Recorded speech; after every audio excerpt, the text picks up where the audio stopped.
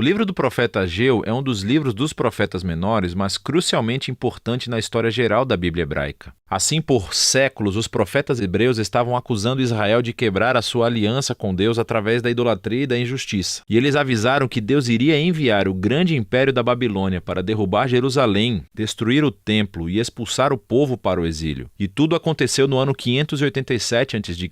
Mas isso não foi o fim da história. Os profetas também acreditavam que ainda havia esperança e que Deus um dia traria de volta um remanescente transformado do seu povo, Israel, para viver em uma nova Jerusalém, onde a presença de Deus viveria entre eles. Quando nos viramos para Ageu, o ano é 520 a.C., quase 70 anos após o exílio. O Império Babilônico recentemente entrou em colapso e o mundo é governado pelos persas. Eles permitiram o retorno de qualquer israelita exilado que quisesse voltar para Jerusalém, que ainda estava em ruínas. E sob a liderança de um sumo sacerdote chamado Josué e Zorobabel, um herdeiro da linhagem de Davi, e um grupo de exilados, todos retornam e começam a reconstruir a cidade e as suas vidas. Lembre-se da história do livro de Esdras, capítulos de 1 a 6. Então temos altas esperanças e o futuro parece muito brilhante, mas na verdade não é, pelo menos do ponto de vista de Ageu. O livro consiste em 4 sessões que resumem a mensagem de Ageu dada ao povo de Jerusalém ao longo de 4 meses. Ele começa acusando as pessoas de terem prioridades equivocadas e sim, elas voltaram para Jerusalém. Mas elas estão usando todo o tempo e recursos para reconstruir as suas próprias casas de luxo, enquanto o templo ainda estava em ruínas devido à sua destruição 70 anos atrás. Então Ageu pergunta: as suas casas são realmente mais importantes do que a sua fidelidade a Deus? Essa negligência, Ageu diz, é o mesmo que a rebelião da aliança de seus ancestrais, e é por isso que a terra ainda é improdutiva, porque eles foram atingidos pela fome e pela seca. E aqui está a citação de Ageu na lista das maldições da aliança no livro de Deuteronômio. E assim, as palavras de Ageu são seguidas por uma história da resposta do povo. Lembre-se também da história de Esdras, capítulo 5. Nós aprendemos que Zorobabel, Josué e o remanescente do povo foram impactados pela mensagem de Ageu e estavam motivados. Eles começaram a reconstruir o templo. Então, na próxima sessão, Ageu segue um mês depois e aborda alguns problemas de expectativas destruídas entre as pessoas. O templo que eles estão reconstruindo é bastante inexpressivo. Não é nada comparado à glória do templo de Salomão, construído aqui cerca de 500 anos antes. E, por isso, a moral estava muito baixo para terminar o projeto. E assim, Ageu lembra o povo das grandes promessas proféticas do futuro reino de Deus e sobre esse templo. Ele cita os profetas anteriores, especialmente Isaías e Miqueias, sobre a nova Jerusalém.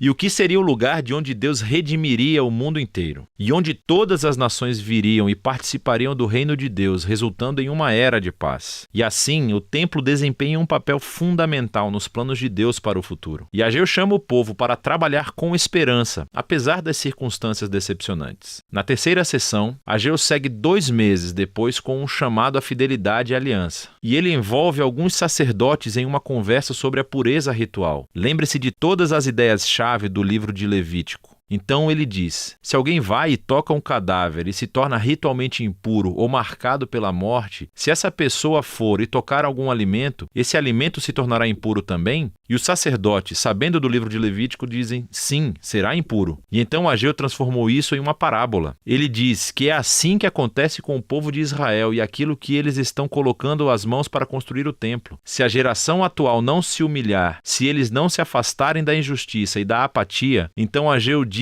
que o que eles constroem com as mãos, incluindo esse novo templo, também será impuro. O desafio de Ageu é que é somente pelo verdadeiro arrependimento e fidelidade da aliança que seus esforços de construção resultarão em Deus trazendo o seu reino e bênção. E assim, em certo sentido, o futuro de Israel estava nas mãos deles. Deus está esperando que o seu povo seja fiel. E assim, a escolha de Ageu diante da geração exilada é muito semelhante ao desafio que Moisés deu à geração do deserto antes de entrar na terra. A sua obediência levará à bênção e ao sucesso, enquanto a falta de fé levará à ruína. O livro conclui com o resumo de Ageu da esperança futura do reino de Deus. Ele fará da Nova Jerusalém o centro de seu glorioso reino internacional e, a partir daí, confrontará e derrotará o mal entre as nações. Ele relembra as pessoas sobre a derrota do exército do faraó na história do Êxodo. Deus cumprirá aqui a sua promessa a Davi e estabelecerá o rei em sua linhagem, e nos dias de Ageu, que foi representado por Zorobabel. E assim o livro termina com um futuro futuro brilhante. Então a pergunta é: será que a geração de Ageu será fiel a Deus? Será que eles irão experimentar o cumprimento de todas as promessas? E Zorobabel, ele será fiel? Será que ele se tornará o rei messiânico? E você tem que continuar lendo os 2 últimos livros dos profetas Zacarias e Malaquias para descobrir. Mas você pode ver como esse pequeno livro contém uma grande mensagem para toda a geração do povo de Deus, que as nossas escolhas realmente fazem a diferença, e que a fidelidade e obediência do povo de Deus faz parte da maneira como Deus escolheu realizar os seus próprios propósitos no mundo. E assim, essa verdade surpreendente deve motivar a humildade e a ação do povo enquanto aguardam o reino vindouro de Deus. E essa é a mensagem do livro de Ageu.